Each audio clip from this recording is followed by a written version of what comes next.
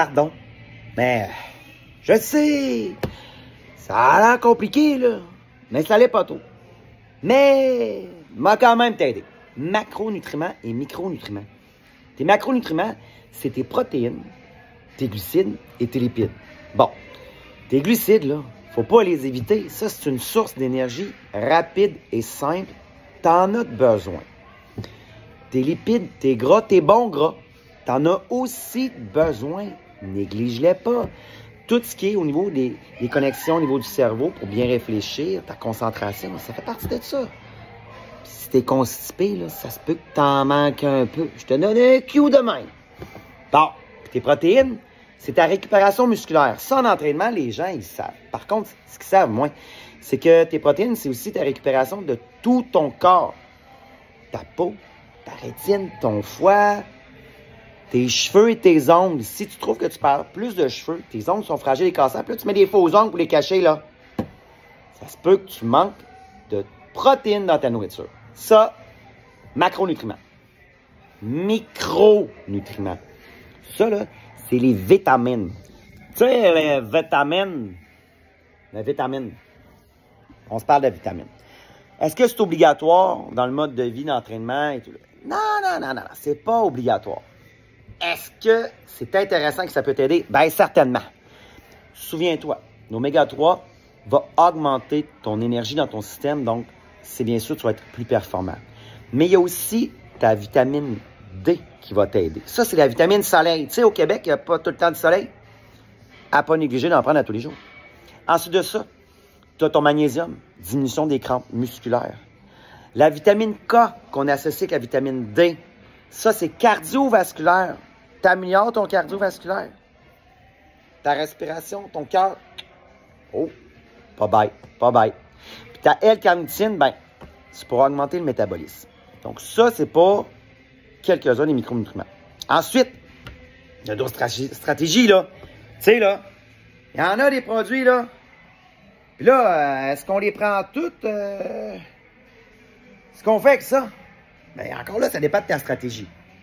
Si tu as besoin d'un moment d'éveil avant un cours, ben, on va y aller avec le Burnix en premier. 170 mg de caféine, c'est juste de la caféine. C'est un café aux fruits. Je te donne une image demain.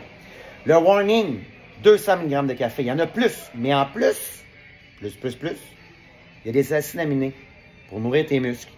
Donc, plus de boost, puis en plus, il y a de la nourriture. OK. C'est une stratégie supplémentaire. Après ça, qu'est-ce qu'on a? On a le pré-training. Lui, pas de stimulant, pas de caféine, mais il y a les nutriments, par exemple, pour nourrir tes muscles.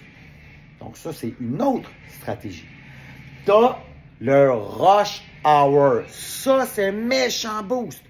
Donc, 200 grammes de caféine. Tu as de la taurine, mais tu as aussi de la créatine. Donc, lui, je le conseille plus pour la prise de masse musculaire. Et tu as des nutriments, des acides aminés à l'intérieur. Donc, ça, c'est pas pré-entraînement. Pendant l'entraînement, tu peux aller chercher, entre autres, du IBCAA. Ça, c'est des nutriments que tu as besoin pendant l'entraînement pour être plus fonctionnel au niveau musculaire. C'est bon, ça. Mais tu peux aussi prendre du Delta Charge. Delta Charge, c'est des électrolytes. Pour ceux qui ont tendance à être trop déshydratés parce que l'eau, ça ne suffit pas. Donc, pendant. Après, on peut prendre OptiEAA. Ça, c'est tous les acides aminés essentiels pour ta récupération musculaire. Ouais, OK, Guy, il y a le petit EAA, mais il y a le post-training ici. Pourquoi? Ben, le post-training est beaucoup plus complet que le OptiEAA. Quand favoriser un plus que l'autre, si tu es en cours de groupe, en entraînement, le OptiEAA devrait suffire. Si tu es en prise de masse musculaire, le post-training, ben là, il est beaucoup plus complet. Il y a plus en nombre au niveau des EAA à ce moment-là. Ta protéine de whey va t'aider dans ta récup musculaire. Mais lui, c'est de la protéine. Tandis que dans le post et dans le opti, c'est seulement des acides aminés. Stratégie différente. Si tu vas manger après ton entraînement, prends pas un shake protéiné en plus. Là, tu dédoubles. C'est un peu trop. Par contre, rien ne t'empêche de prendre le OptiEAA ou le post-training.